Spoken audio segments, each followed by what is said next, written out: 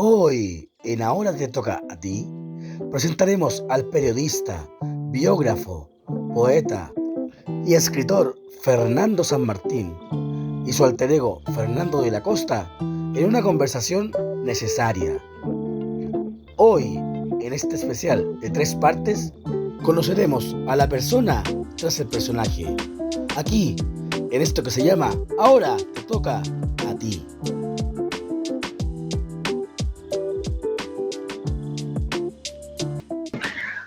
Hola, ¿cómo están? Sean todos bienvenidos a un capítulo más de esto que se llama Ahora te toca a ti. Tenemos a un tremendo invitado, un escritor que es un orgullo para el país.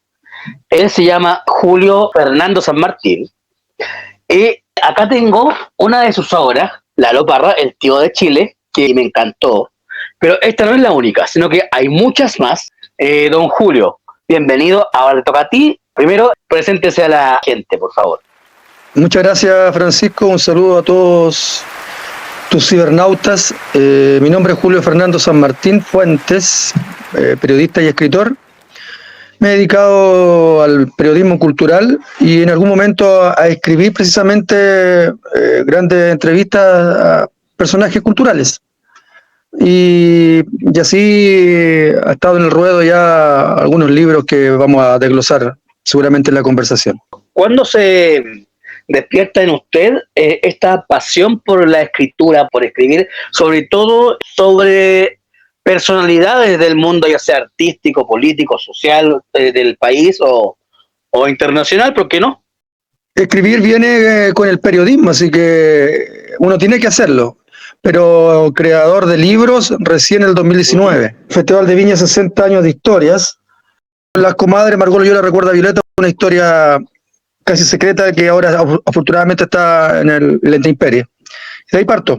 Cuénteme, aparte de usted, ¿alguien más en su familia es relacionado con el mundo de las artes, la escritura en general?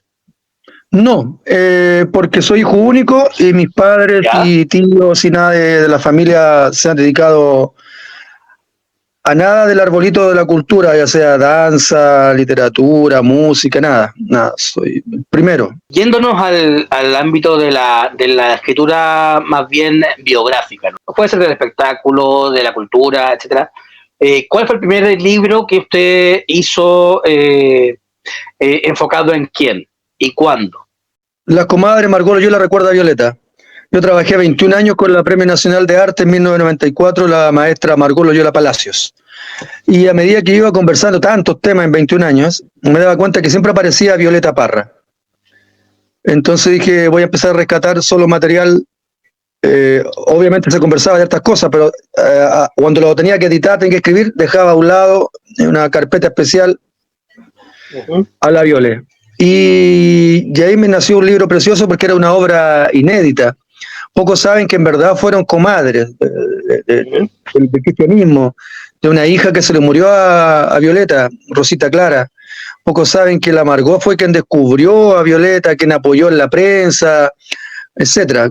Así que fue un libro inédito que tuvo bastante aceptación en la prensa y sobre todo en la familia Parra. Isabel, su hija, me dijo que ese era un libro que ahí había muchas cosas que ella no sabía de su madre. Me invitó al museo Violeta Parra a dar una charla sobre el libro, etcétera. Entonces, ese fue mi primer libro y fue muy potente. Pero ¿cómo llega a Margot Loyola y al entorno, a ese nexo de amistad? ¿Cómo llega a profundizar esa amistad que tenían las dos? Yo trabajaba en Radio Amapola y Fundación de Valparaíso. Ya, perfecto. Y tenía un programa que se llamaba Nuestro Rincón Cultural y me envían al Teatro Municipal de Viña en los 90 porque hay una gala que le hace homenaje que le hace la Universidad Católica de Valparaíso a la Margot. Yo no sabía mucho de quién ella era y quedo encandilado con una señora octogenaria bailar una cueca tan preciosa y se expresara tan pasionariamente sobre nuestra cultura tradicional. Entonces entro a camarín, me encantó, le dije y ahí me dejan invitado a su casa a Santiago y de ahí no salí más por 21 años. También mencionó que tiene un libro sobre uno de los eventos, si no el más importante, uno de los más importantes a nivel internacional y nacional del país, que es el Festival de Viña, y el libro sobre los 60 años del Festival de Viña. Bajo su perspectiva de periodista, ¿cómo ve la evolución en estos 60 años o más del Festival de Viña en ojos críticos, digamos? Bueno, como espectáculo televisivo obviamente se ha avanzado, es una gran plataforma donde siguen viniendo grandes estrellas como los años 80, pero claro, tienen un sentido más internacional. En cuanto a lo que se llama festival, ahí va en desmedro de los artistas, donde lamentablemente ya no tiene la misma seriedad. Porque en aquellos tiempos, para subir a la Quinta Vergara, un artista chileno tendría que haberse ganado durante 2 o 3 años el derecho a estar en la Quinta. Claro. Haber tenido primeros éxitos en la radio, ser un reconocido. Y además de eso, luego que actuaban en la Quinta y si es que ganaban el festival, también significaba una gran plataforma para ellos, algo que ahora tampoco ocurre, que el que gana el festival nadie se acuerda. Un caso emblemático fue el de... en el lado positivo, el caso emblemático es el de Fernando Viergo, donde tenía ya discos editados, grande éxito, sube a la Quinta Vergara, gana el Festival de Viña, y luego gana el Festival de Benidorm y gana el Festival de la OTI, y graba en España, y se pasea por Europa. Entonces, en ese aspecto ha cambiado el metro, como decía, de la competencia nacional y folclórica. Vamos por orden cronológico. El primer libro fue la amistad de Marco Loyola con Violeta Parra, ¿cierto? ¿Cuál vino después? Festival de Viña. Festival de Viña. ¿Cómo es el proceso para usted de armar un libro que ya sea de algún personaje o en este caso del Festival de Viña, de la historia del Festival de Viña? ¿Cuánto demora este proceso de creación del libro? El libro de Margot me demoré 5 años. ¿Ya? El libro del Festival de Viña me demoré 10. ¿Ya? ¿Y por qué más que el otro? Porque cuando yo he estado 29 veces como acreditado de prensa en el Festival de Viña, 29. Ajá. Entonces cuando llegó el festival número 50, me di cuenta que nadie había hecho un libro sobre los 50. Es como si tuvieran los premios Oscar y hay tanta prensa, están los privados, están los canales de televisión y nadie se le ocurrió hacer un libro. Entonces yo dije, yo voy a hacer un libro sobre la historia del festival, pero no es lo mismo hacerlo en el año 49 o en el 51. Entonces dije, tiene que ser una fecha importante al 60, y así me dio el rango de 10 años para poder recopilar, buscar en biblioteca quienes estuvieron en los primeros festivales, que fueron los animadores, los ganadores, los que se presentaron, pero aparte para ir haciendo entrevistas. En el libro aparece, no sé, Janet, el año 74, me da su opinión para el libro, aparecen grandes personajes chilenos que no están entre nosotros ya, Patricio Mas, Margot Loyola, Vicente Bianchi, Lucho Gatica, y así aparece Yuri desde México, también me da su apreciación cuando recuerda cuando él estuvo aquí, etcétera, y así, por eso me demoré 10 años. Y después de los 60 años del Festival de Viña, ¿cuál viene? Después de eso viene Lucho Gatica, Rey del Bolero. Ya. Basado en entrevistas que le hice al Lucho. Eso. ¿Y cómo llega usted a Lucho Gatica? ¿Llega de improviso? ¿Llega por una amistad? ¿Como lo fue con Marco Loyola? No, como hombre de prensa, conseguí su número, le dije que lo quería entrevistar y aceptó porque era un hombre muy afable, muy ameno. Lo que él no sabía es que yo me iba a meter en toda su vida. Y el generoso me entregó toda su vida. Y fue un libro precioso donde el prólogo lo escribe el gran productor musical de las estrellas de Hollywood, Humberto Gatica, que ha ganado 17 Grammys con Celine Dion, Michael Jackson, etc. Correcto. Y la presentación me la hace Aida Gatica, que es su hija desde México. Es el único libro autorizado por la familia. Entonces también ha tenido una mejor aceptación, pero sobre todo me interesaba su familia. De hecho, aquí lo tengo, que es Lucho Gatica, Rey del Bolero, ahí. Sí. Y en la parte trasera escribe Aida Gatica, su hija, Lucho Gatica fue mi padre, pensaba haber conocido todo de él y este libro me hizo descubrirlo en su camino por la música y su amor incondicional a ella, entender su lucha y arduo camino hacia el éxito. Estoy segura que Lucho hubiera disfrutado tanto este libro, se le hubieran iluminado los ojos. Aida Gatica Mercado. En esta vasta, larga carrera de periodismo y de escritor, ¿cuál ha sido el libro que más al hacerlo, digamos, lo ha impactado? ¿Cuál ha sido la vida que más le ha llegado, digamos, y que más ha disfrutado? No, todo tiene su encanto. No podría responder esa pregunta porque en verdad todo tiene su encanto. Porque un hombre de prensa se introduce en el hogar y en el alma, en el corazón de los personajes y todos tienen historias diferentes y cosas que son maravillosas, asombrosas. Entonces, además, si te das cuenta, son personajes diferentes. Uno es cantante bolero internacional, otro una gran folclorista, investigadora, otro es un escritor, premio Cervantes, nominado 2 veces a un Nobel. Son todos diferentes, entonces todos tienen su encanto y su maravilla. No podría decirte uno. Acá tengo otra maravilla, que es Lalo Parra, el tío de Chile. Cuénteme sobre el proceso de creación de este libro, cuánto demoró, cómo llega al tío Lalo y a hablar de él. Cuéntenos alguna anécdota de la creación del libro. Eso me demoré exactamente casi una década también, porque yo viajaba constantemente a la casa del tío Lalo, porque enseguida le planteé que quería hacer un libro sobre él y empecé a viajar para que me fuera contando diferentes historias. Así que llegaba a su casa y empezaba a rescatar todo lo que tenía que ver con él, pero lo encachaba, por eso decía que todos los libros son diferentes y son maravillosos, porque en este caso, por ejemplo, todos conocían las obras de Violeta Parra, por ejemplo. Las obras de Nicanor Parra, escribió tal libro, la Violeta escribió la canción tanto, pero pocos conocían la infancia de los Parra.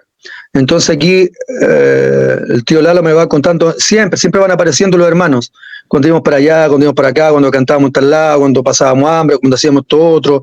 Entonces, eso es una maravilla que tiene este libro también. Y en vida me pasa unas décimas el tío, y a Clarita Parra, que es la que escribe el prólogo, que es su hija, también me las corrobora, ya fallecido el tío Lalo, y se incorporan en ciertos capítulos que queda más lindo todavía, más parriano, porque son todos decimeros, todos escriben décimas, entonces también tiene su encanto, por eso digo que son todos diferentes.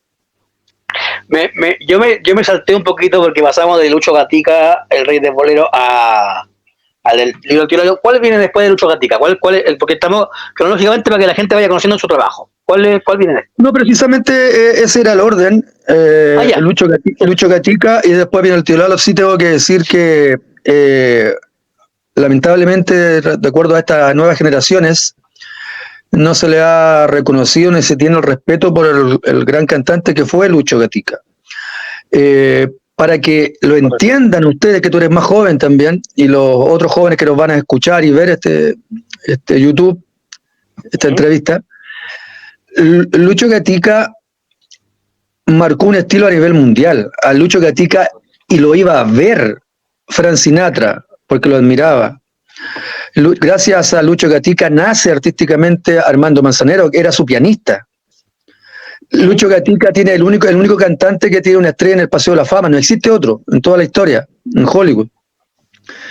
Lucho Gatica, si tú lo pones en la monarquía de la música mundial, es el único chileno. ¿Y de qué estoy hablando? El rey del pop es Michael Jackson y la reina es Madonna. Aretha Franklin del soul, Elvis del rock and roll, etcétera. Y el del bolero es un chileno. Entonces hay que respetar y hay que enaltecer siempre la carrera que hizo durante toda una década y después el gran mitad del siglo XX. Y fueron el manager para este libro, el manager de Julio Iglesias, me dice que la carrera de Julio Iglesias está inspirada en Lucho Gatica. Y me lo da con argumentos. Y Lucho Gatica también me cuenta, pero ellos fueron muy amigos, muy compadres. Y fueron compadres incluso de una de las hijas de Lucho. Fueron compadres, así como la amargó con Violeta, compadres con la hija de bautismo. Y cuando partía a cualquier lugar, Julio Iglesias se lo llevaba, lo mandaba a buscar, se lo llevaba en el avión con su padre. Entonces, la importancia que tiene el Lucho Gatica a nivel mundial es tremenda y eso se debe destacar. ¿Por qué cree usted que no se le da este reconocimiento a estos grandes artistas? ¿A qué se lo atribuye? Porque no somos mexicanos no somos mexicanos ni argentinos. Somos chilenos, y eso lamentablemente es así nomás, somos chilenos, la idiosincrasia, donde si alguien está teniendo éxito, o es porque se arregló, o porque pasó dinero, o porque algún pituto tiene y no es tan bueno, o que no, si es más o menos nomás, nunca le damos el valor que se merecen a nuestros artistas. Entonces, simplemente para resumir, es porque somos chilenos, no hay más. Cuéntenos un poquito, usted siendo periodista, siendo escritor, el mundo vivió una pandemia que a todos nos afectó de una u otra manera. ¿Cómo lo afectó a usted en el proceso creativo? Porque, a ver, un periodista tiene que andarse moviendo para allá y para acá, un escritor tiene que andar haciendo, en su caso, entrevistas a los involucrados, digamos, para hacer el libro. ¿Cómo vivió usted el proceso de la pandemia en cuanto a creación? No me cambió tanto porque afortunadamente existe este tipo de enlaces, existe el teléfono y además yo me dediqué a escribir. Por eso me están saliendo tantos libros entre este año y el próximo año. El próximo año saco 7 y este año saco 3, serían 10 libros en 2 años. Pero eso es porque lo fui escribiendo de antes. Entonces, para mí fue un momento creativo. En la mañana conversábamos con Quique, un gran amigo, Quique Neira, también un gran exponente del reggae a nivel internacional, ha grabado con los hijos de Bob Marley.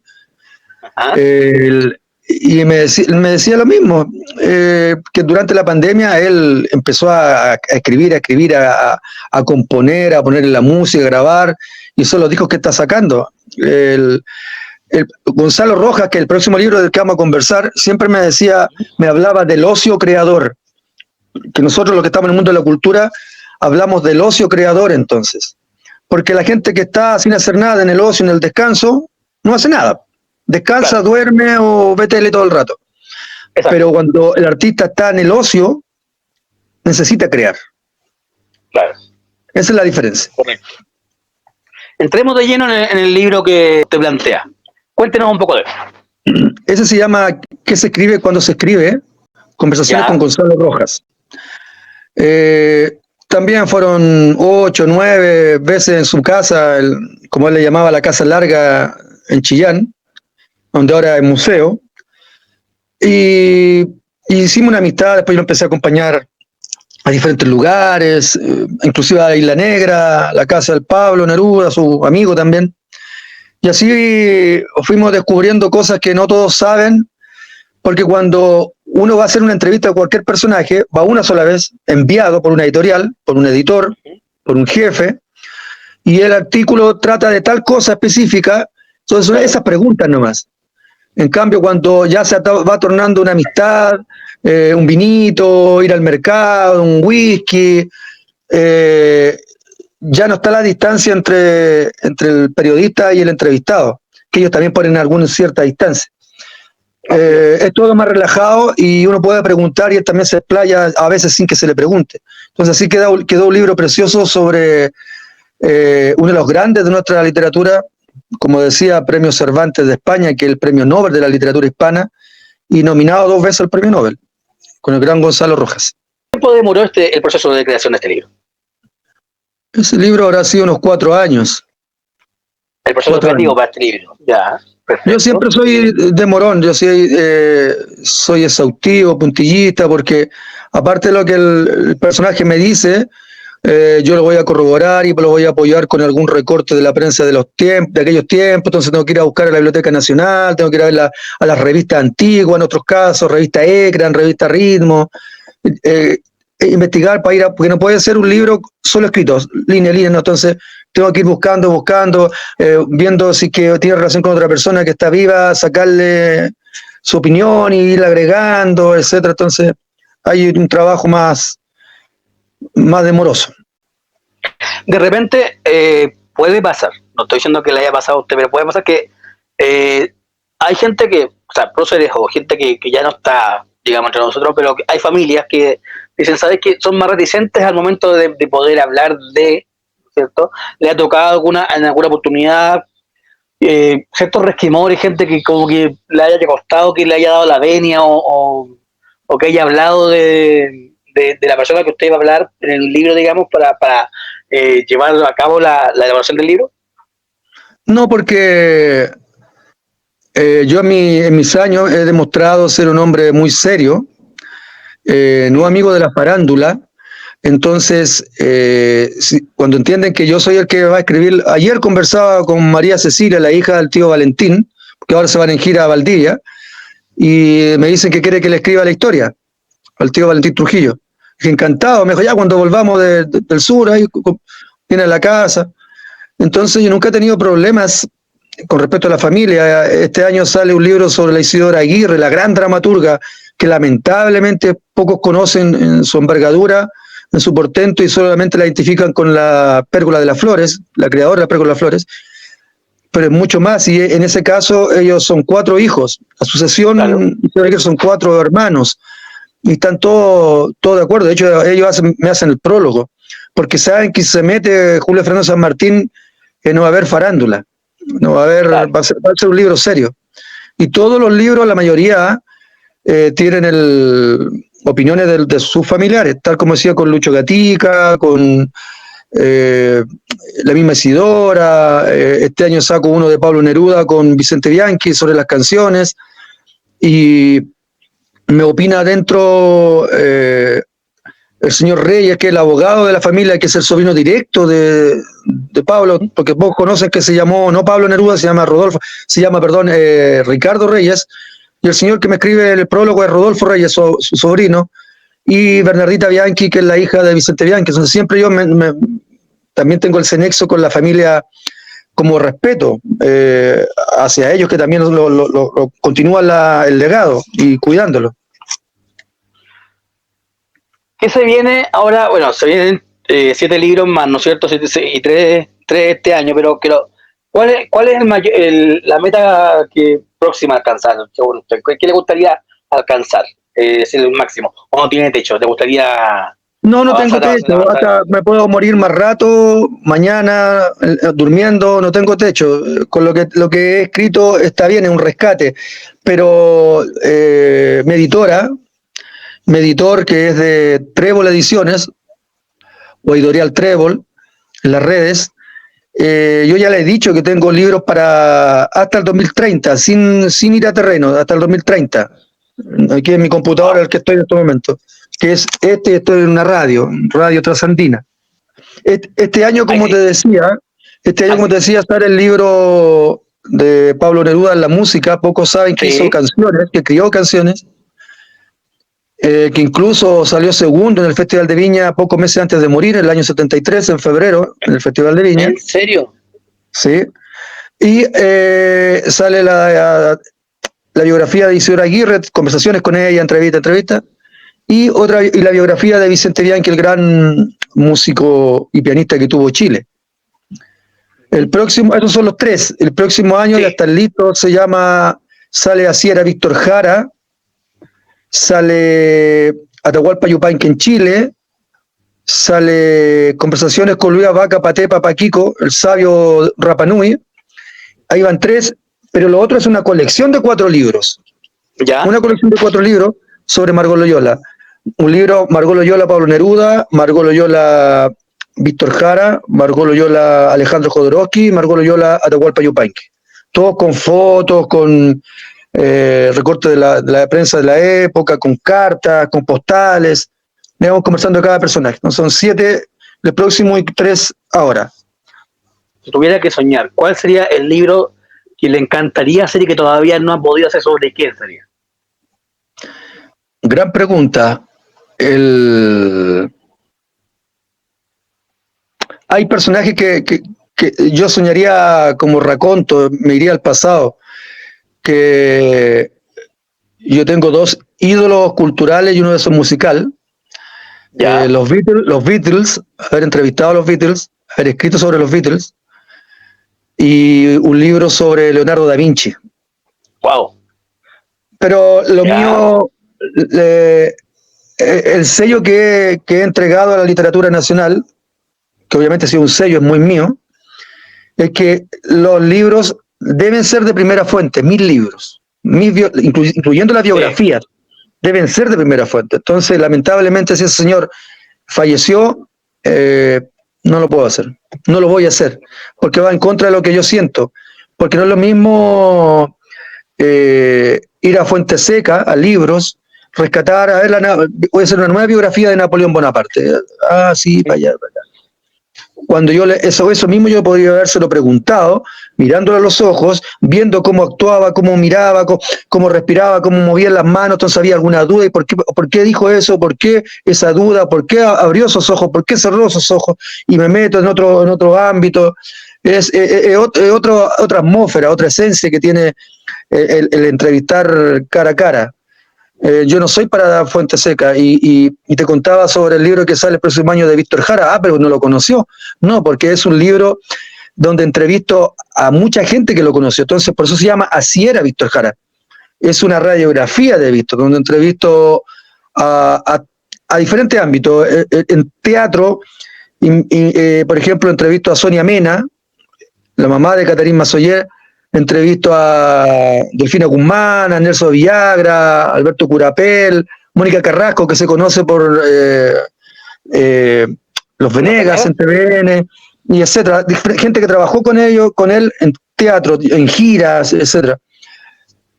En música, con las ex Cuncumén, Mariela Ferreira, Silvia Urbina, que era la esposa de Patricio Mans, con la misma Margot Loyola, que estuvieron juntos en gira en la Unión Soviética, con algunos Quila Payún, Carrasco, con Lointi, Durán, Cebes, etc. Entonces voy armando, pero siempre de primera fuente, por ahí va mi estilo. Yo, leyendo el libro del tío Lalo, me di cuenta, bueno, y lo hemos dejado claro acá, que son libros escritos en primera persona, libros como si lo contara el mismo protagonista, ¿no es cierto? Exacto, por eso te decía. Cuando usted hace, sí, perdón, disculpe, síguelo. No, por eso te decía que para mí me es muy valioso hacerlo en primera persona. Porque tú que leíste ese libro, sí. Me vas a hallar la razón de lo que voy a decir ahora, en que yo además no arreglo la frase. Si el Señor me dice, no, po, así no es la cosa, o así no es nada la cosa, yo pongo, no, po, así no es nada la cosa. No voy a poner, no, pues Señor, la cosa es diferente, de otra manera. No voy a poner eso, porque eso le quita autenticidad al personaje. Entonces, cuando tú lees tal como me estás diciendo, tú que lo leíste, pero sobre todo la gente que lo conoció, o la familia, hasta se puede poner a llorar porque sabe que ahí está hablando, están escuchando hablar al Lalo Parra, por ejemplo, en ese caso. Y eso en todos mis libros. Lo mismo me lo dijo me lo dijeron los Gatica, me lo dijo la Isabel de la Violeta Parra. También hay un estilo ahí muy, muy personal, que me preocupa eso, la esencia.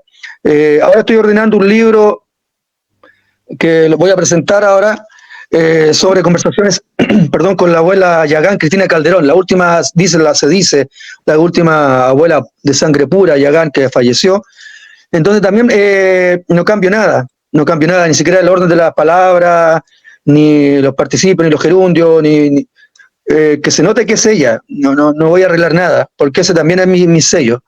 Y también eso significa que es un respeto hacia el informante, hacia quien entregó cariñosamente, generosamente su historia de vida. Pero, por ejemplo, yéndonos a personajes, por ejemplo, como Víctor Jara, con gente que ya no está en este plano, usted entrevista a gente que estuvo en su vida, que digamos que lo conoció, ya sea familiares, amigos. ¿Cómo se logra, de todas esas opiniones, de todas esas entrevistas, por decirlo de alguna manera, discúlpeme si es que me equivoco al decirlo, armar al ser humano, no sé si se entiende, armar a ese ser humano para poder escribir en primera persona, ¿cierto?, al personaje, para poder describir al personaje? ¿Cómo se logra con tantas opiniones? ¿Cuál es el punto medio? Porque tenemos varias opiniones de distintas, ya sea familiares, amigos, cercanos, ¿no? ¿Cómo logras ahí el punto medio para poder hacer a Víctor Jara, digamos? En este caso, si te das cuenta, lo vuelvo a repetir, lo mío obviamente es en primera persona y me encargo de hacer biografías. Entonces, el único esqueleto que yo hago es cronológico. No hay más, el único esqueleto que hago es cronológico y de ahí parto con las entrevistas. Entonces, sí voy a hablar de la niñez, sí voy a hablar de su paso por el teatro cuando era estudiante en la Universidad de Chile, sí hablo de sus primeras obras, sus giras, sí hablo cuando fue director de tal grupo, cuando hizo esta otra gira, cuando ganó tal cosa, cuando se presentó, cuando cantó por primera vez como solista en Unión Soviética, cuando los últimos días de él, la última vez que lo vieron todos los personajes, cuando estaba en la Peña de los Parras y el Pato Man me cuenta así, mira, un día llegó y estábamos acá. Entonces siempre hay un armatoste que es único, que es el esqueleto cronológico que va obviamente de la mano con lo biográfico. Hay una anécdota muy buena que la compartimos, o sea, me la contó cuando nos conocimos, ¿no es cierto?, con respecto a Víctor Jara. ¿Tiene alguna anécdota con respecto a él, digamos, que le haya llamado la atención, que se pueda contar, digamos, que no sea una infidencia, sino que sea contable, digamos, simpática, como para compartir con... A ver, Mariela Ferreira me cuenta que estando en Unión Soviética, gira año 1961, agosto, Cuncumen, Víctor Jara y la gran estrella que es Margot Loyola, era la maestra, la única que tenía habitación sola y todos los demás tenían compartida. Tenían ensayo en uno de los teatros, todavía no llegaba la Margot, llegaba Víctor, estaba esperando a sus compañeras de Cuncumen, y llegó Mariela y después otra niña, y como no llegaba la Margot y vio que a 10 metros, mientras se apartó un poquito, vio que una de ellas estaba imitando a la Margot y moviendo y la boca, entonces se acerca a Víctor y la retó, me dice Mariela, nos retó tremendo, porque no podíamos ser tan falto de respeto por la maestra Margot Loyola. Esa es una anécdota que pasó, que la cuento porque es muy importante, porque en agosto del año 61 es cuando nace Víctor Jara, cantante, solista. Ahí debuta, por primera vez canta un tema solo sobre el escenario. Y luego hay otra que me cuenta el Pato, Patricio Mans, cuando estaban en la Peña de los Parras, estaba a punto, yo me dice, de salir al escenario, estaba ahí en el camarín, que era una pieza, porque la Peña de las Parras era una casona vieja, entonces una pieza era el camarín, la otra pieza grande era el escenario, donde no había micrófono, porque era todo muy corto, muy chico, en la Peña de las Parras, y llega Víctor desde Inglaterra, porque había estado 6 meses, venía llegando de 6 meses, becado por la Cónsul de Londres, por teatro. Me dice, Patito, ¿cómo estás? Patricio, en aquellos momentos, en la Peña de los Parras, el año 65, 66, 67, siendo todos veinteañeros, el hombre más respetado de ese grupo, que era principalmente los fundadores eran 5, Ángel, Isabel, Rolando, Alarcón, Patricio Mans y a fin de año Víctor Jara, era el único que había grabado. Ya tenía bagaje, el único que había trabajado en prensa, en el Canal 9 de televisión, en prensa escrita de Concepción, tenía un bagaje artístico, cultural y musical. Entonces, por eso mismo, el Víctor le dice, mira, me gustaría mostrarte una canción que hice antenoche, antes de venirme de Inglaterra. Ya, pues, me dice, Patricio, sacamos otro vino, y me empieza a cantar. Y era, te recuerdo, Amanda, me dice. Yo me pongo, como ya andaba un poco con unos tragos, porque siempre me tomaba un traguito para hacerme el escenario, me pongo a llorar y ahí Víctor me dice, pucha, aunque sé que te iba a poner así, no te la canto. No, es que es preciosa la canción. Así que Patricio me dice que fue el primer humano en esta tierra que escuchó Te recuerdo, Amanda. Cuénteme, si la gente quiere inmiscuirse en toda su obra, ¿cómo lo puede encontrar? ¿Cómo puede adquirir su obra? Bueno, en Trébol Ediciones, permiso, voy a ver el específico, lo que pone acá la editora. Los libros están en, obviamente, la página, el correo es trebolediciones@valparaíso@gmail.com. En Facebook está Trébol, en Instagram está está Trébol Ediciones, y en www.trebolediciones.cl. Así que ya saben, si ustedes quieren adquirir los libros de este gran escritor, biógrafo, periodista, pueden hacerlo ahí, tal cual lo está diciendo en este momento. A título personal es un placer haberlo tenido acá, haber escuchado su manera de escribir, cómo llega a los invitados. De verdad que se me hizo corto el tiempo. Se pasó, ya llevamos 1 hora, se me hizo cortísimo.